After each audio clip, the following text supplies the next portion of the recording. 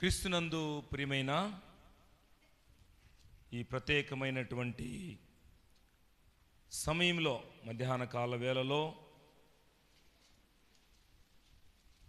చేరువచ్చినటువంటి మీకు అందరికీ కూడా ప్రభు పక్షంగా నా హృదయపూర్వకమైనటువంటి వందనములు మీకు తెలియజేస్తున్నాను.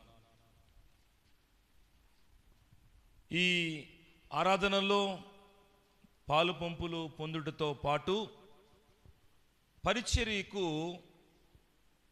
మీరు సహకరిస్తున్నారు. మీరు చేయగలిగినటువంటి పనులను చేయటం ద్వారా అందును బట్టి వ్యక్తిగతంగా అలాంటి వారికి కూడా నా కృతజ్ఞతలు మీకు తెలియజేస్తున్నాను. ప్రభునందు పిల్లారా, ఈ సమయంలో చదువుకున్నటువంటి వాక్య భాగమును ధ్యానము చేసుకోవడానికి ముందుగా ఈ దినము ఒక ప్రత్యేకంగా జ్ఞాపకం ఉంచుకోవాల్సినటువంటి దినము. ఎందుకు అంటే యేసు ప్రభువారు తను ఈ లోకానికి వచ్చి మానవాళిని ప్రేమించి తన విలువైన ప్రాణము అర్పించబడుటకు ముందుగా ఒక ప్రత్యేకమైనటువంటి రీతిలో ఆయన యెరూషలేమునకు బయట నుంచి యెరూషలేములోనికి ప్రవేశించినటువంటి విధానం గమనిస్తాం. కాబట్టి బైబిల్లో చదువుకున్నటువంటి మాట,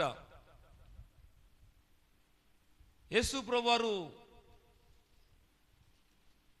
ఆయన ఎలాగా గౌరవించబడి ఆహ్వానించబడ్డాడో యెరూషలేములోనికి,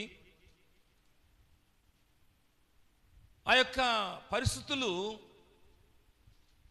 మత్తయి సువార్తికుడు, మార్కు అలాగే లూకా సువార్తికులు వారి ద్వారా కూడా దేవుడు రాసి ఉంచాడు. మత్తయి సువార్తలో 21వ అధ్యాయంలో చూస్తాం, మార్కు సువార్త 11వ అధ్యాయంలో చూస్తాం, లూకా సువార్తలో కూడా రాయబడుతున్నటువంటి విధానాన్ని మనము 19వ అధ్యాయంలో చూస్తాం.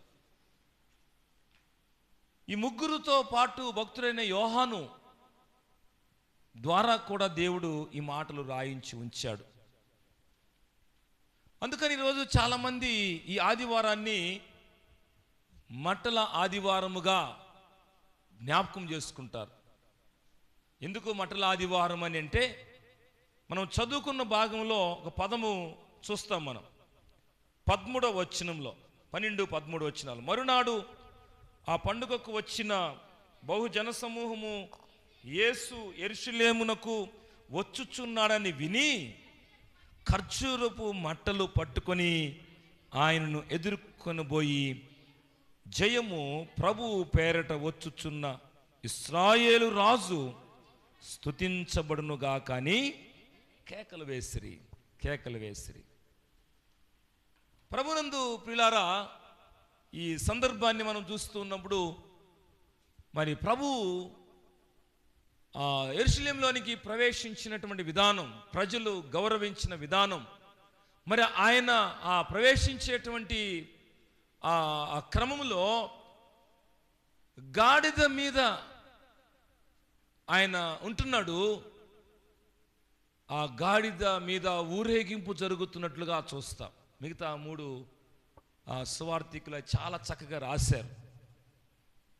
ఇది మనము జకర్య గ్రంథము 9వ అధ్యాయము 9వ వచనాన్ని చూసినప్పుడు ప్రవక్త ద్వారా ప్రవక్త అయినటువంటి జకర్య ద్వారా ప్రవచనంగా ఉంటుంది. ఆ మాట చదువుదాం మనం. 9వ అధ్యాయము 9వ వచనాన్ని చూసినట్లయితే 9:9, సియోను నివాసులారా బహుగా సంతోషించండి, యెరూషలేము నివాసులారా ఉల్లాసముగా ఉండుడి, నీ రాజు నీతిపరుడును రక్షణ గలవాడును దీనుడై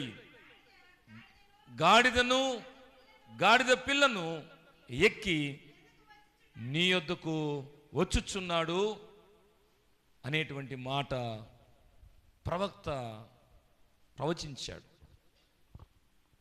కాబట్టి మనము సందర్భానుసారంగా ఈ ఆదివారాన్ని మట్టల ఆదివారముగా, ఎందుకంటే ఖర్జూరపు మట్టలు వాళ్ళు పట్టుకొని కొంతమంది కొన్ని చెట్ల కొమ్మలు నరికి వాటిని ఊపుతూ దారి పొడవునా పరుచుచు ప్రభువుకు మహిమను చెల్లిస్తూ హోసన్నా అని జయము జయము అని ప్రభువును ఘనపరుస్తూ ఉన్నారు. కానీ ప్రభు అయితే ఒకవేళ ఆయన రాజు అనేటువంటి పదాన్ని చూస్తూ ఉన్నప్పుడు, ఆయన రాజుగా ఉన్నటువంటి ప్రభువు ఒక గుర్రము మీద ఆయన ఎక్కి పయనించడం లేదు, కానీ గాడిదను ఎన్నుకున్నాడు. గాడిద ఒక ప్రాంతంలో కట్టబడి ఉంది, దాన్ని విప్పుకొని తోలుకురమ్మని చెప్పాడు. చెప్పినటువంటి వ్యక్తులు వెళ్ళి యేసయ్య చెప్పిన మాట చెప్పినట్టుగా చేస్తూ ఉన్నారు. విప్పుతూ ఉన్నప్పుడు మిమ్మల్ని ఎవరైనా అడిగితే ఇది ప్రభువుకు కావాలి అని వారితో సమాధానం చెప్పమన్నాడు. వీరు వెళ్ళడం, ఆ గాడిద కట్టబడి ఉండడం, దాన్ని విప్పుతున్నప్పుడు కొందరు వ్యక్తులు అడగడం, అడిగిన వారికి ఇది ప్రభువుకు కావాలని చెప్పడము, దాన్ని తోలుకొని వచ్చి ప్రభు దగ్గర దాన్ని ఉంచడం చూస్తూ ఉన్నా. ప్రభునందు పిల్లారా, ఈ గాడిద ఎంత చక్కగా విధేయత చూపుతూ ఉంది, ఈ గాడిద ఎంత దేవుని దగ్గర ఉండవలసిన రీతిలో ఉంటూ ఉంది అన్న విషయాన్ని మనము జ్ఞాపకం చేసుకుంటే, ప్రభువు కూడా మనలను కోరుకుంటున్నాడు, ఇష్టపడుతున్నాడు. నా యొద్దకు రండి. ఒకవేళ ఆయన దగ్గరకు వచ్చేటువంటి వ్యక్తులు కట్టబడిన వారు రాలేరు. ఈరోజు చాలామంది ఉన్నారు కదా, ఆదివారం అని తెలుసు, ప్రార్థనకి రావాలని తెలుసు, దేవుని యొక్క వాక్యపు విలువలు కొంతమందికి తెలుసు, గ్రహింపు తెలుసు, కానీ కొంతమంది కట్టబడిపోయి ఉన్నారు దేనికో. టీవీల ముందు కొంతమంది కట్టబడిపోయి ఉండవచ్చు, కొంతమంది ఆహారపు ముందు కూర్చొని ఆ ఆహారం కోసము అది త్వరగా అయిపోతే తినాలి అని దానికి కట్టబడిపోయి ఉండవచ్చు. మందిరంకి వెళ్దాంలే, ఎండ తీవ్రతంగా ఉంది, చక్కగా పండుకుంటే విశ్రాంతిగా ఉంటుందని కొంతమంది ఆ పడకలలో పడుకొని కట్టబడిపోయి ఉండవచ్చు. కానీ ప్రభు కోరుకుంటున్నాడు, కట్టబడినది విప్పబడితే, ఆ విప్పబడినది తోలుకు రాబడి ప్రభు దగ్గరకు వచ్చినప్పుడు ఆ గాడిదకు సంతోషం ఉంది. అలాగే దేవుడు కూడా ఘనపరచబడుతూ ఉన్నాడు. యేసయ్యను ఎంతగానో అది మోస్తూ ప్రభువును గౌరవిస్తూ ఘనపరుస్తూ ఉంది. కాబట్టి ప్రభునందు పిల్లారా, ఈ ప్రత్యేకమైన సమయంలో ప్రభు దగ్గరకు వచ్చినటువంటి వ్యక్తి ప్రభువుకు లోబడాలి, దేవుని మాటలకు లోబడాలి, ఆయన వాక్యానుసారంగా వారి జీవితాలు కొనసాగించుకోవాలి. ఈ యెరూషలేములో అంతకుముందు వెళ్ళలేదని కాదు, యెరూషలేములో అనేక పర్యాయాలు వెళ్ళాడు, చుట్టుపక్కల ప్రాంతాలు అనేక ప్రాంతాలు తిరిగాడు ప్రభు. యెరికో ప్రాంతంలో, కపెర్నహూము ప్రాంతంలో, తూరు సీదోను ప్రాంతాలలో, గలిలయ యూదయ సమరయ ప్రాంతాల్లో అనేక ప్రాంతాల్లో పరిచయం చేశాడు. కానీ ఈసారి యెరూషలేములోకి వెళుతూ ఉన్నది తిరిగి ఆయన సజీవంగా ఉండడు. ఆయన భౌతికమైనటువంటి సజీవమైన దేహము ఎందుకు ఆ శరీర దేహము ఎందుకు ధరించాడు అంటే, సాక్షార్థకంగా మానవాళి పాపమును పరమాత్ముడే వచ్చి, ఆ పరమాత్ముడైన ప్రభు మానవాళి కోసం ఎలాగా తన ప్రాణాన్ని విమోచనగా ఇవ్వాలనో దాన్ని చేయటానికి లోకానికి వచ్చాడు. కాబట్టి జయోత్సాహంతో యెరూషలేములోకి ప్రవేశిస్తూ ఉన్నప్పుడు ఆయనకు అవసరమైనది, ఆయన కోరుకున్నది ఒక గాడిదను కోరుకున్నాడు. ఈరోజు మనం కూడా ఈ లోకంలో ఆయన మనల్ని కోరుకుంటున్నప్పుడు ఎలాగా, అయ్యా ఇదే అనుకూలమైన సమయం, కొరింథీ పత్రికలో ఉంటుంది, ఇదే అనుకూలమైన సమయం, నేడే రక్షణ దినం. ఒకవేళ ఈ రోజైనా ప్రభు నువ్వు తెలుసుకుంటే, ప్రభు వాక్యాన్ని గౌరవిస్తే, పరలోకమనే స్థలాన్ని నువ్వు నమ్మితే, పరలోకంలో నేను ఉండాలని నీవు ఆశిస్తే, ఈరోజు నుంచి అయినా ప్రభువును కలిగి ఉండడానికి ఇష్టపడు. ఎందుకంటే ఆ గాడిద లోబడింది, తోలుకు రాబడింది. ప్రభు యొద్దకు వచ్చిన తర్వాత ఆయనను మోయడానికి ఇష్టపడుతూ ఉంది. దారి పొడవునా బట్టలు పరుస్తున్నారు, కేకలు వేస్తున్నారు. ఎలాంటి ఆలోచన చేయకుండా ఆ యెరూషలేములోనికి వెళ్ళేంత వరకు కూడా యేసు ప్రభువాని చక్కగా మోస్తూ మంచిగా ఆ యొక్క కేకలను వాటన్నిటిని వింటూ సంతోషిస్తూ ప్రభువును మోస్తూ వెళుతూ ఉంది. ఈరోజు ప్రభు కోరుకున్న వ్యక్తులు కూడా ఈ లోకంలో ఆయుష్ ఉన్నంత వరకు ప్రభువుకు మహిమకరంగా ఉంటారు. ఈ లోకంలో గౌరవంగా కూడా ఉంటారు. ఆ గౌరవం ప్రభు ఇస్తాడు. ప్రభునందు పిల్లారా, యేసు ప్రభువారిని అది ఒకవేళ కలిగి లేకుండా ఒంటరిగా పోయి ఉంటే అంత గౌరవం ఆ గాడిదకి వచ్చేది కాదు. ఎక్కడైనా దించేసి ఒకవేళ గర్వముతో కూడా ఆలోచన చేసి ఆ యేసయ్యను ఎక్కడైనా దించేసి అది ఒంటరిగా వెళ్ళిపోయి ఉంటే ఈ కేకలు, ఈ గౌరవము ఉండేవి కాదు. ఆ గాడిదకు ఒకవేళ తెలుసు కాబోలు ఈ ఘనత ఎవరి నుంచి వస్తుంది, ఈ గౌరవం ఎవరి నుంచి వస్తుందంటే నేను కలిగి ఉన్న యేసయ్య నుంచి. అంతకుముందు ఎప్పుడు ఆ రోడ్డులో అలా బట్టలు పరిచినటువంటి సందర్భాలు ఉండి ఉండకపోవచ్చు. అంతకుముందు ఎప్పుడు ఆ మట్టలు పట్టుకొని కేకలు వేస్తూ, కొమ్మలతో కేకలు వేస్తూ జయము అని ఆ స్వరము పలుకుతున్నటువంటి పరిస్థితులు ఉండి ఉండకపోవచ్చు. ఇది ఒక ప్రత్యేకమైనటువంటి మరి ఆ స్థితి, అందులో ఒక అనుభూతిని ఈ గాడిదను మనము కలిగి ఉండడం చూస్తూ ఉన్నాం. కాబట్టే ప్రభునందు ప్రియమైన సంగమ, ప్రియ సహోదరి సహోదరుడా, మన జీవితాలను ఈ మాట ద్వారా ఆలోచింపజేసుకుంటే ప్రభువు కోరుకున్నాడు గాడిదను విప్పండి, తోలుకురండి, మిమ్మల్ని ఎవరన్నా అడిగితే ఇది ప్రభువుకు కావాలని సమాధానం చెప్పండి. ఇది గాడిద సరెండర్ అవుతుంది, లోబడుతూ ఉంది. కొన్నిసార్లు మనము కొన్ని పశువులను చూస్తూ ఉంటాం. కొన్ని పశువులు చిన్న పిల్లలు వాటిని అట్లా లాక్కొని వెళ్ళి అట్లా వెళ్ళి కట్టేస్తూ ఉంటారు. చూడండి ఎంత విధేయత వాటికి తెలుసు ఈ చిన్న పిల్లవాడు లేకపోతే ఈ పాప నా యజమానుడి కుమార్తె అని తెలుసు. ఎందుకంటే వాటికి అలాంటి అలవాటు ఉంటుంది. కొత్తోళ్ళు వస్తే పెద్దోళ్ళు వచ్చినా కొన్ని పెద్దోళ్ళు వచ్చినా కొన్ని రానివ్వవు. అలాగే ప్రభువునందు పిల్లారా, మనం కూడా ప్రభు మాటకు లోబడుతూ ఉన్నప్పుడు, ప్రభు వాక్యం మనకు తెలియచేస్తూ ఉన్నప్పుడు మనం లోబడాలి. ఇది నాకు తెలుసనో, లేకపోతే ఎప్పటి నుంచి నేను క్రైస్తవుననో, లేకపోతే నా వయసు ఎంత, ఆ వాక్యం చెప్పేటువంటి ఆ సేవకుని వయసు ఎంత అనో కాదు ప్రభునంతులా. ఇది గర్వం పతనము, గర్వము నాశనము. గర్వము కలిగి ఉన్నటువంటి జీవితాలు వారు ఎంత నష్టపోవాలో, నష్టపోయిన తర్వాత ఇంకేముండదు. ఒకవేళ వారి ప్రాణాన్ని నష్టపోతే వారి ఆత్మ నరకంలో ఉంటుంది. అలాంటి పరిస్థితి దయచేసి ఎవరికి రాకూడదనే ప్రభు మనను ఈ మధ్యాహ్న కాల వేళలో ప్రేమిస్తూ హెచ్చరిస్తూ ఉన్నాడు. కాబట్టి ఈ గాడిద ప్రభువును మోస్తూ వారు వేస్తున్నటువంటి కేకలలో, సంతోషంలో చక్కగా యెరూషలేములోనికి చేర్చింది.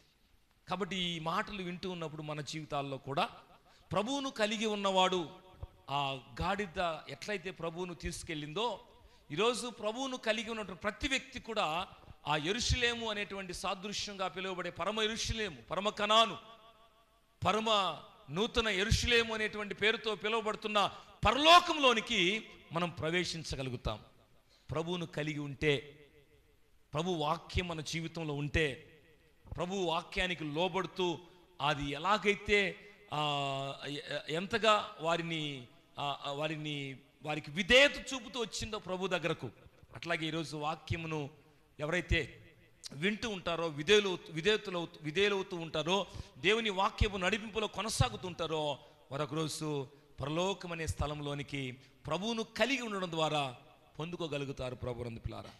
కాబట్టి మధ్యాహ్న కాల వేళలో ఆ గాడిద చక్కగా దేవుని మాటకు లోబడుతూ అది ఆయనను మోయడానికి ఇష్టపడుతుంది. మనం కూడా ప్రభువును కలిగి జీవించడానికి ఇష్టపడితే ప్రభువుకు ఘనత వస్తుంది, మనకు దానికి గౌరవం ఉంది.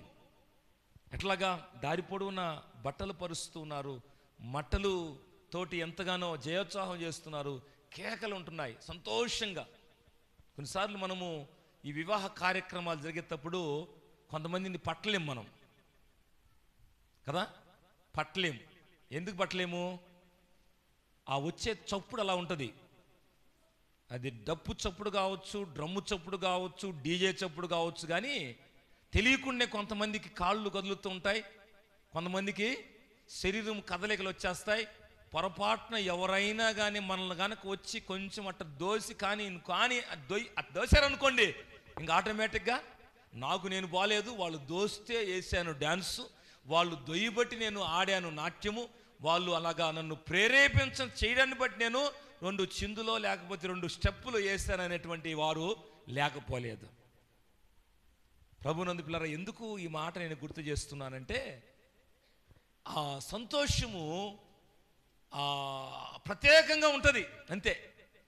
డ్యాన్స్ ఏమన్న ఉద్దేశం కాదు, కానీ ప్రభునందు పిల్లరా గమనించాలి, మనకు సంతోషము కలిగినప్పుడు పాటలు పాడుకునేటువంటి ఆ నడిపింపును దేవుని యొక్క మాటల్లో మనం చూడవచ్చు. మీకు ఎవరికైనా సంతోషము కలిగినా అతడు పాటలు పాడవలెను బైబిల్లో ఉంటుంది. ఈరోజు నేను మీ ముందు ఉంచుతున్న మాట ఏంటంటే, ఈ గాడిద ప్రభువును కలిగి ఉండడాన్ని బట్టి దానికి ఎంతో గౌరవం వస్తుంది. ఈరోజు మనం కూడా ప్రభువును కలిగి జీవించడం ద్వారా సంఘంలోనూ సమాజంలోనూ మరి గౌరవం మనకు రావడంతో పాటు సంతోషం కూడా మనకు ఉంటుందన్న విషయాన్ని జ్ఞాపకం ఉంచుకుందాం. అందులో భాగంగానే కొన్ని రెఫరెన్సెస్ మనము చూచినట్లయితే, ఒకసారి మనకు యెషయా గ్రంథము 25వ అధ్యాయం, యెషయా గ్రంథము 25వ అధ్యాయం చూద్దాం. కొన్ని మాటలు మాత్రమే సమయానుకూలంగా.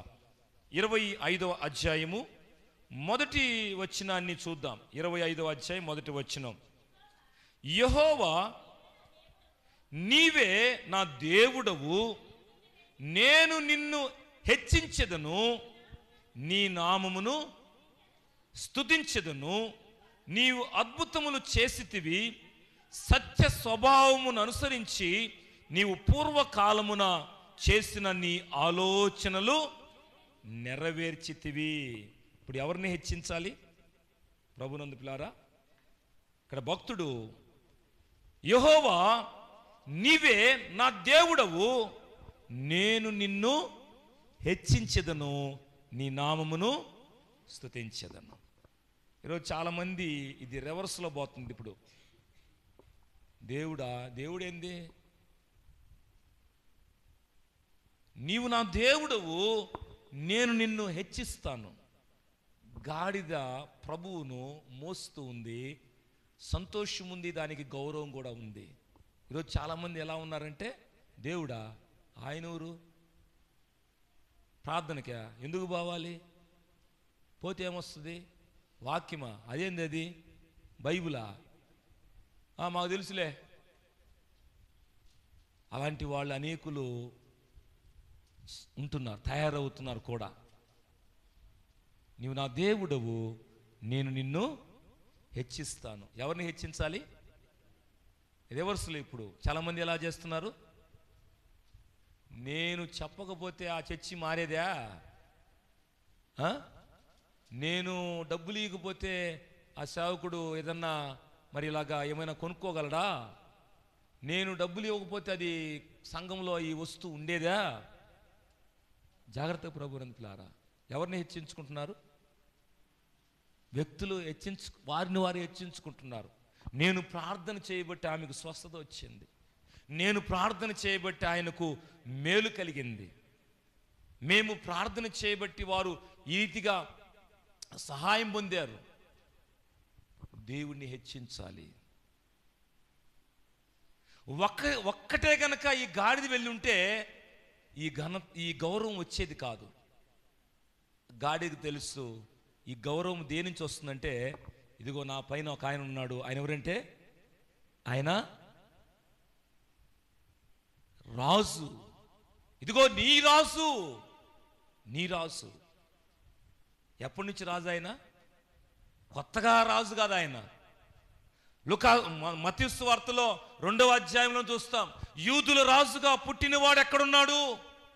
పిలాతు అదే ప్రశ్నించాడు, నీవు రాజువా? అయ్యా నేను రాజునే. నేను ఎలాంటి రాజునంటే నా రాజ్యము ఏ సంబంధమైనది కాదు, నా రాజ్యము ప్రత్యేకమైనది.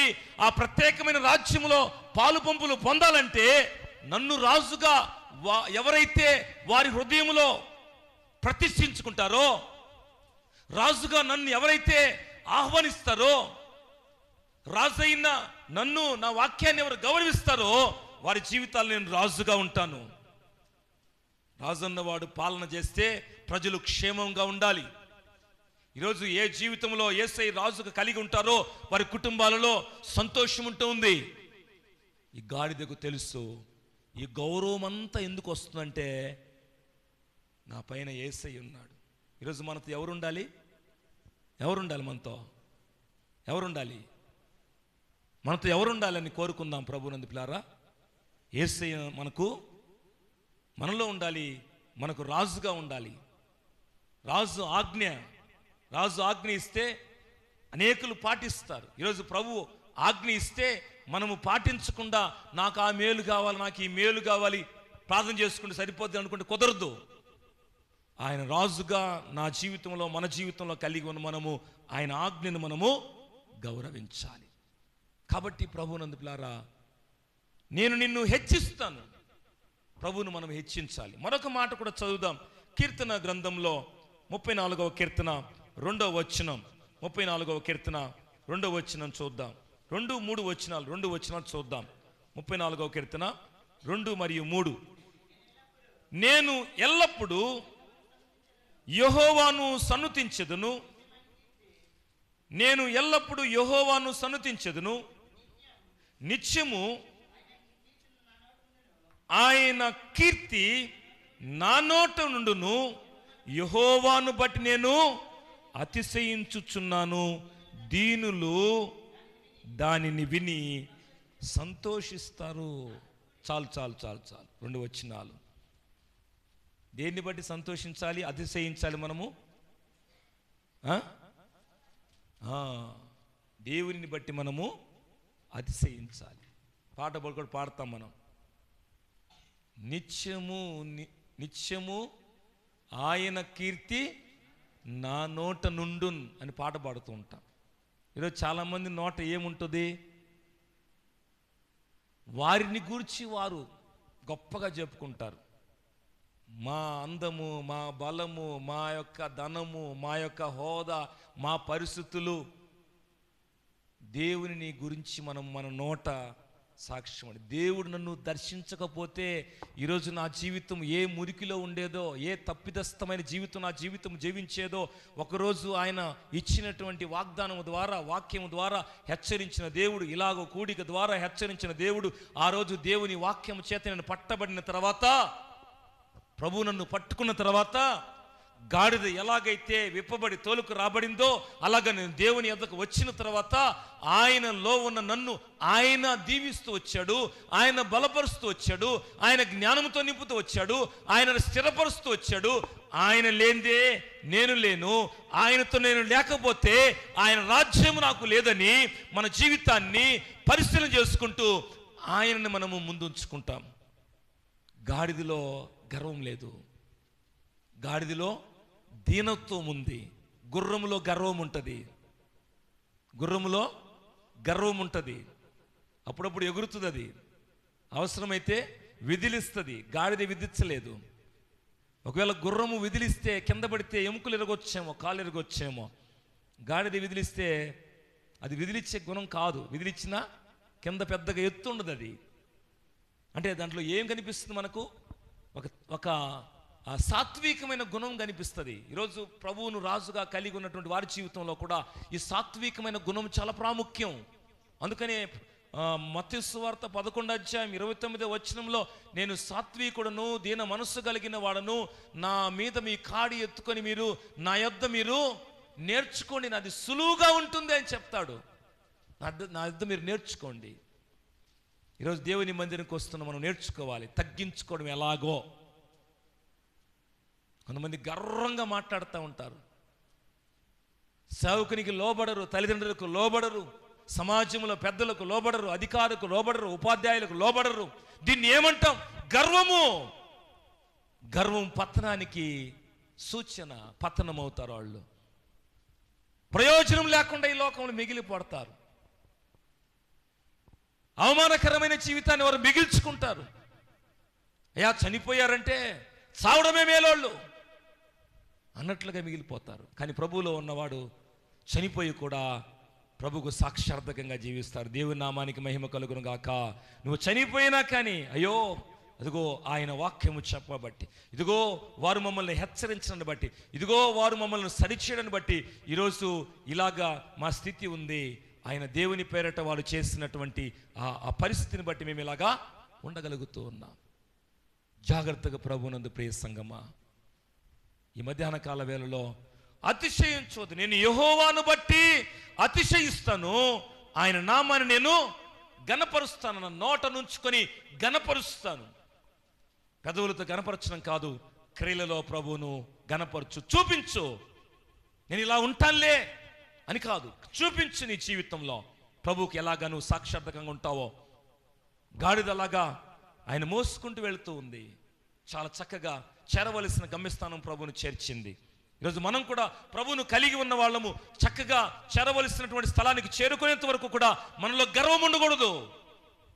గర్వము సాతానుడి యొక్క లక్షణం. జాగ్రత్త ప్రియమైన సంగమా. అందుకని మరొక మాట కూడా బైబిల్ గ్రంథంలో 71వ కీర్తన 8వ వచనాన్ని చూద్దాం. 71వ కీర్తన 8వ వచనాన్ని చూద్దాం, ముగించుకుందాం. ఇంక 2 రెఫరెన్స్లు మాత్రమే చెప్పి నేను ముగిస్తాను. 71వ కీర్తన 8వ వచనం, నీ కీర్తి నీ ప్రభావ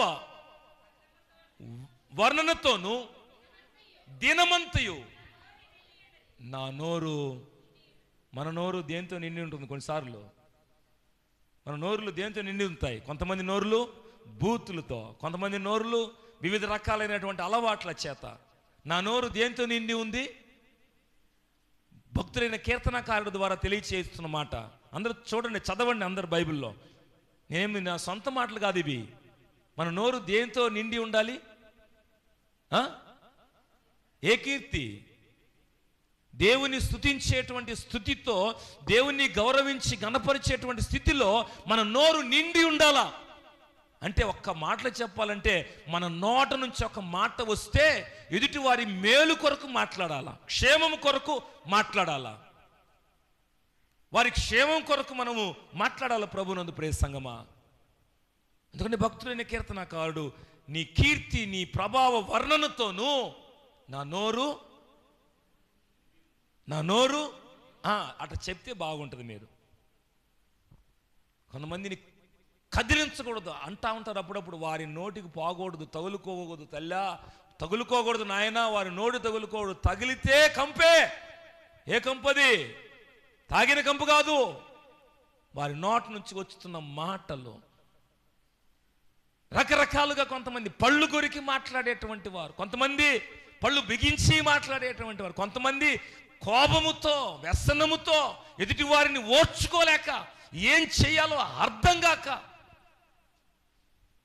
కానీ ప్రభువును కలిగి ఉన్నటువంటి నోరు ఆయన నామముతో, ఆయన నామ స్మరణతో నిండి ఉండి ప్రభువును స్తుతిస్తారు. స్తుతించే సంఘంగా మన సంఘంలో బిడ్డలు అందరూ ఉందురుగాక. కాబట్టి ఈ గాడిద గౌరవం వస్తూ ఉంటే గర్వం పెరలదానికి. ప్రభువును బట్టి నాకు గౌరవం వస్తుంది అర్థం చేసుకుంది. ఈరోజు ప్రభు మార్గంలో కొనసాగుతున్న మనం కూడా దేవుడు మనల్ని దీవిస్తూ ఉంటే, బలపరుస్తూ ఉంటే, ఇది ఎలా వచ్చింది నాకంటే దేవుని వలన వచ్చింది అర్థం చేసుకోవాలా.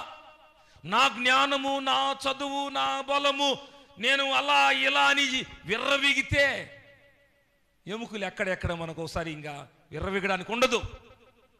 జాగ్రత్త ప్రభునందు ప్రియ సహోదరి సహోదరుడా. కాబట్టి కీర్తనకారుడు తెలుసు, దావీదు గొల్యాతు పరిస్థితిని చూస్తున్నప్పుడు తన ముందున్నటువంటి వ్యక్తి ఎలాంటి వాడో దావీదుకు బాగా తెలుసు. దేవుని బలము, దేవుని నామస్మరణ, దేవుని గొప్పతనాన్ని చూపించి గొల్యాతు మీదకి వెళ్ళాడు. కానీ దావీదు బలంతో వెళ్ళాడా? ఈరోజు మనం ఏం చేస్తున్నాం? ఇదిగో అంతలా కండలున్నాయి నీకు, నాకే లేవు అనేటువంటి భావనతో ప్రభునందు పిల్లారా కొన్నిసార్లు వారిని చూచి భయపడేటువంటి పరిస్థితుల్లో చాలామంది గమ్ముకుండిపోయారు. కానీ దావీదు ఏ బలంతో పోతున్నాడు? ఆయన నోట దేవుని స్తుతి ఉంది, ఆయన నోట దేవుని నామం స్మరణ ఉంది.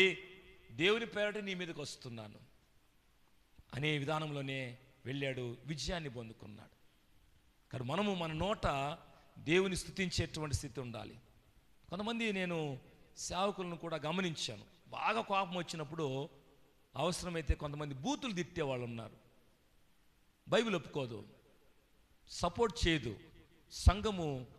సంఘ సహవాసము బూతులు తిట్టేటువంటి పరిస్థితుల్లోకి వెళ్ళకూడదు దయచేసి. బైబిల్ ఒప్పుకోదు.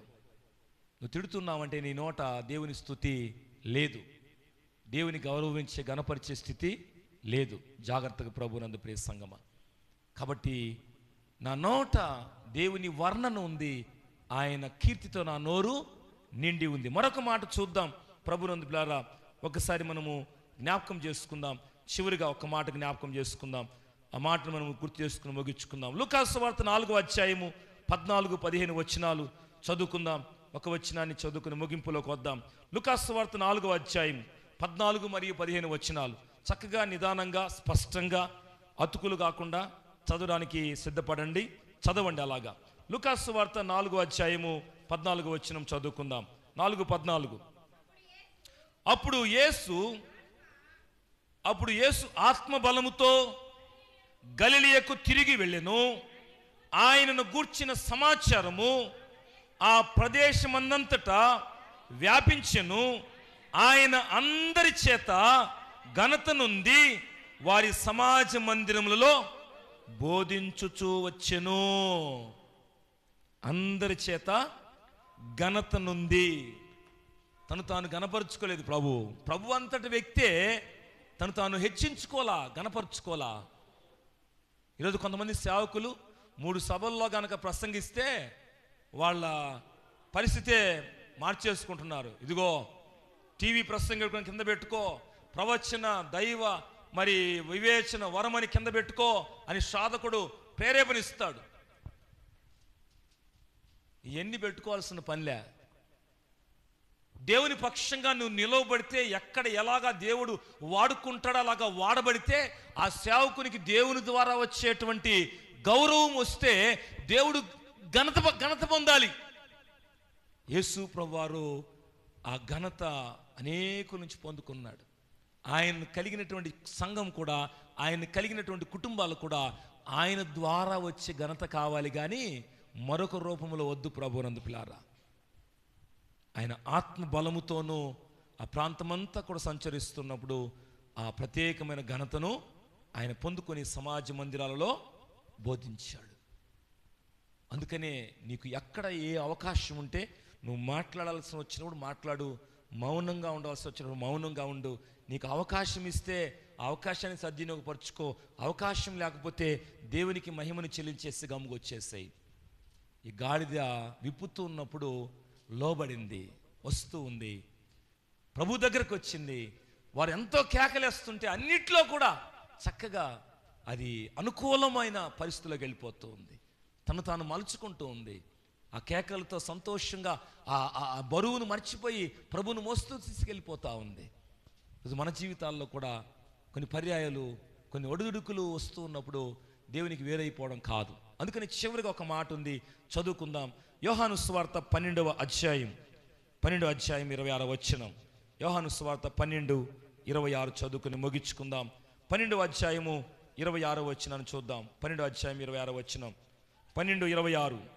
ఒకడు నన్ను సేవించిన ఎడలా నన్ను వెంబడింపవలెను. అప్పుడు నేను ఎక్కడ ఉండునో అక్కడ నా సేవకుడును ఉండును. ఒకడు నన్ను సేవించిన ఎడల నా తండ్రి అతని. దేవుని నామానికి మహిమ కలుగును గాక. అంటే ఈ మాటలు మనం తెలుసుకోవాలంటే దేవుని ద్వారా వచ్చేటువంటి ఘనత గౌరవం వేరు, మనకు మనం తెచ్చుకునేది వేరు. ఈ గాడిద తను పరిగెత్తుతూ ఉంటే, నడుస్తూ ఉంటే, కేకలేస్తూ ఉంటే తనకు గౌరవం వస్తూ ఉన్నప్పుడు ఆ గౌరవం అంతా దేని నుంచి అంటే యేసయ్య నా మీద ఉన్నాడు. ఈరోజు మనం కూడా ఒక ప్రత్యేకమైనటువంటి ప్రేమను మన పక్షాన కనపరుస్తూ ఉంటే, ఒక ప్రత్యేకమైనటువంటి ఆ యొక్క స్థితిని మనకిస్తూ ఉంటే, కొన్ని పర్యాయాలు కొంతమంది సేవకులు, కొంతమంది విశ్వాసులైన కావచ్చు, ఒక దగ్గరికి వెళ్ళినప్పుడు వారిని గౌరవిస్తూ, ఇక్కడ కూర్చోండి, ఇదిగో ఇది తినండి, ఇది తాగండి అని గౌరవిస్తూ ఉన్నప్పుడు మనం దాన్ని గొప్ప అనుకోకూడదు. ఇది దేని నుంచి వచ్చిందంటే, నేను ప్రభువును కలిగి ఉన్నాను, ప్రభువును కలిగి ఉన్న ద్వారా నేను ప్రేమించే మనసు కలిగి ఉన్నాను, ప్రభువును కలిగి ఉన్న నేను తగ్గించుకునే మనసు కలిగి ఉన్నాను, ప్రభువును కలిగి ఉన్న నేను ఇచ్చేటువంటి పెట్టేటువంటి మనసు కలిగి ఉన్నాను. ఇవి నేను చేశాను కాబట్టి నేను ఇంకొక స్థలంలోకి వెళ్ళినప్పుడు వారు నన్ను తెలియకపోవచ్చు, ప్రభు నడిపింపును బట్టి గుర్తించారు, నన్ను గౌరవిస్తున్నారు. దీన్ని గౌరవించడాన్ని బట్టి అబ్బో నేను ఏ ఊరిలోకి పోయినా నెంబర్ 1 అని గర్వపడడం కాదు. నువ్వు ఎక్కడికి పోయినా దేవుడు నీతో ఉన్నాడు కనుక ఆయన నిన్ను ప్రత్యేకించి బలపరుస్తున్నప్పుడు ఆ ప్రత్యేకమైనటువంటి గౌరవాన్ని, ఆ ఘనతను దేవునికి చెల్లించే రీతిలో నువ్వు ఆయన్ని గణపరచు, కానీ మనము గర్వపడవద్దు. ఇది నేర్చుకోవాలి ప్రభు దగ్గర. మనం అదే చెప్పాడు ఆయన, నా యొద్ద మీరు నేర్చుకోండి. ఈ గాడిద తన దగ్గర ఆ స్థలంలో ఉన్నప్పుడు కట్టి ఉన్నట్లుగానే ఉంది, విప్పబడిన తర్వాత సంతోషంగా వచ్చింది. తన మీద బరువు మోసపడినప్పుడు ఆ బరువును ప్రభువును ఎంతగానో గుర్తించి సంతోషంగా కేకలేస్తున్నప్పుడు ఆయన మోసుకుని వెళ్ళిపోతూ ఉంది. ఈరోజు మన జీవితాల్లో కూడా ప్రభువును కలిగి ఉన్న జీవితాల్లో పరిస్థితులకు అనుగుణంగా తగినట్టుగా ఉంటాం. కొన్ని దగ్గరకి వెళ్ళి, పేదవాళ్ళ దగ్గరికి వెళ్ళి, వాళ్ళు ఏదో మనకు మంచినీళ్ళు ఇస్తే మంచినీళ్ళు తాగి రావాలి అంతే. ఇంత కార్యక్రమం పెట్టేవే, నాకు భోజనం పెట్టలేదు అనకూడదు, ఇంత కానుక ఇవ్వలేదు నాకు అనకూడదు, ఇంతగా నన్ను అర్థం చేసుకోలేదు అనకూడదు. అక్కడికి వెళ్ళిన తర్వాత అక్కడ పరిస్థితులను బట్టి, వర్ణ స్థితిగతులను బట్టి వాళ్ళు ఒకవేళ ఉద్దేశపూర్వకం చేస్తే హెచ్చరిద్దాం, అయ్యా ఇది చేయకూడదు, ఇలా చేయకూడదమ్మని హెచ్చరిద్దాం. లేదు వారికి తెలియకపోతే తెలియపరద్దాం ప్రభునందు పిల్లారా. కానీ మనం వెళ్ళినటువంటి స్థలంలో మనము చేయగలిగినటువంటి పరిచయం చేసిన తర్వాత ప్రభు మన ద్వారా మహిమపరచబడితే సంతోషం. నన్ను గొప్పగా మాట్లాడుకున్నారు, నా గురించి గొప్పగా చెప్పుకున్నారని సావుకులు ఈ గుణం కూడా ఉండకూడదు, విశ్వాసులు ఈ గుణం ఉండకూడదు. నాకు ఇవ్వలేదే పాట, నాకు ఇవ్వలేదే ప్రార్థన, నన్ను గుర్తించలేదే పాస్టర్, ఎంతమంది ఉంటాయని కళ్ళు లేవా, నేను ఎంత ఎత్తుగా ఉన్నాను, ఎంత లావుగా ఉన్నాను, లేకపోతే నేను ఎంతగా ముందొచ్చి కూర్చున్నాను, నాకు గౌరవం ఇవ్వలేదే సేవకుడు. నీకు అవకాశం ఉన్నప్పుడు, దేవుడు అనుకూలపరుస్తున్నప్పుడు తప్పకుండా ఎక్కడ వాడుకుంటాడో అలా అయితే దేవుడు నిన్ను సమయమందు, తగిన సమయమందు వాడుకుంటాడు. అందుకని తగిన సమయమందు మీరు హెచ్చించబడినట్లుగా ఆయన మరి బలిష్టమైన రెక్కల నీడలో దీన మనస్కులై ఉండండి. తగ్గింపు అనేది చాలా ప్రాముఖ్యం. ఈ గాడిద ఈ తగ్గింపు కలిగి ఉంది. కాబట్టి ప్రభునందు ప్రియ సహోదరి సహోదరులారా, ప్రత్యేకమైన మధ్యాహ్న కాల వాక్యం మనము జ్ఞాపకం చేసుకుందాం. ఈ గాడిద కట్టబడి ఉన్న గాడిద విప్పబడి, తోలుకు రాబడి, ప్రభు యొద్దకు తీసుకురాబడి, ప్రభువును కలిగి ప్రయాణం సాగిస్తుంది. యెరూషలేములోకి వెళ్ళేంత వరకు కూడా ప్రభువును బట్టి ఎంతగానో గౌరవాన్ని పొందుతుంది. ఈ లోకంలో మనం కూడా అనేక పాపముల చేత, బంధకముల చేత కట్టబడి ఉన్న మనము వాక్యము చేత మన జీవితాలను సరిచేయడానికి ప్రభు ఇస్తున్న అవకాశాన్ని ద్వారా విప్పబడిన తర్వాత, ప్రభు యొద్దకు వచ్చిన తర్వాత మన ప్రయాణము ప్రభు మార్గములో ప్రభు యొక్క రాజ్యము చేరుకునేంత వరకు ఆయన్ను కలిగి ఉన్న జీవితము, ఆయన రాజ్యానికి వారసులుగా ఉండగలుగుతారు. అలాగూ నాకు కావాలి ప్రభువా అని రాజ్యానికి చేరుకోవాలంటే ప్రభువును మనం విడిచిపెట్టకూడదు. ఈ గాడిద మధ్యలో ప్రభువును తొలగించుకోవడానికి ఇష్టపడలేదు, దించివేయడానికి ఇష్టపడలేదు. ఈరోజు కొంతమంది చేస్తున్నారు, ఆదివారం రోజున ఒక రకంగా, 6 రోజులు ఒక రకంగా. అలా కాదు ప్రభువును కలిగిన తర్వాత ఈ ప్రాణం పోయేంత వరకు కూడా ప్రభువును కలిగి జీవించడం ద్వారా పరలోక రాజ్యానికి చేరుకోగలుగుతాం. కాబట్టి ఏ పాపముతో కట్టబడి ఉన్నావో వాక్యమనే సమయానికి, ఏ కట్ల చేత నువ్వు అలాగే బంధించబడి ఉన్నావో ప్రభువు నీ కట్లను విప్పడానికి ఇష్టపడుతున్నాడు. ఆయన వాక్యానికి లోబడితే విప్పబడి ప్రభు యొద్దకు వస్తావా? ప్రభువును కలిగి జీవించడానికి ఇష్టపడతావా? ప్రభుతో కలిసి జీవించడానికి ఇష్టపడితే ప్రభు రాజ్యంలో స్థానం ఉంటుంది. ఎందుకంటే ఈ లోక సంబంధమైన రాజ్యం ఆయన రాజ్యం కాదు. ఆయన రాజ్యము శాశ్వతమైన రాజ్యము. ఆయన రాజ్యము నిత్యము నిలిచేది.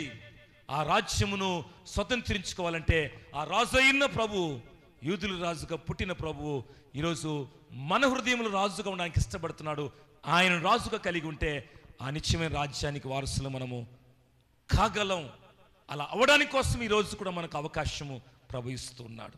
అయ్యా నీవు నాకు రాజుగా ఉండు ప్రభు అని నువ్వు ఆశ కలిగి ప్రార్థిస్తే అట్టి కృపను ప్రభు మనకు దయచేస్తాడు. అట్టి కృప దేవుడు మనకందరికీ దయచేయును గాక. తల ఉంచుదాం, చిన్న ప్రార్థన చేసుకుందాం. చిన్న ప్రార్థన, ఒక తీర్మానముతో మోకరిద్దాం, ఒక తీర్మానంతో ప్రార్థిద్దాం. ప్రభునందు సహోదరి సహోదరుడా, నువ్వే స్థలము నుంచి వాక్యం విన్నావో, ఏ స్థితిలో వచ్చి కూర్చుని వాక్యం విన్నావో, ఏ ఆలోచనతో నీవు ఉన్నావో, ప్రభు నీతో మాట్లాడుతున్న మాట. ప్రియ సహోదరి సహోదరుడా, నీవు ఇప్పబడతావా? నా కోసం, నన్ను కలిగి జీవించడం కోసం నా యొద్దకు వస్తే నేను నిన్ను ఎంతగానో గౌరవము కలిగేటట్లుగా ఈ లోకంలో జీవింపజేస్తాను. నీ ద్వారా నేను ఘనపరచబడడానికి ఇష్టపడుతున్నాను.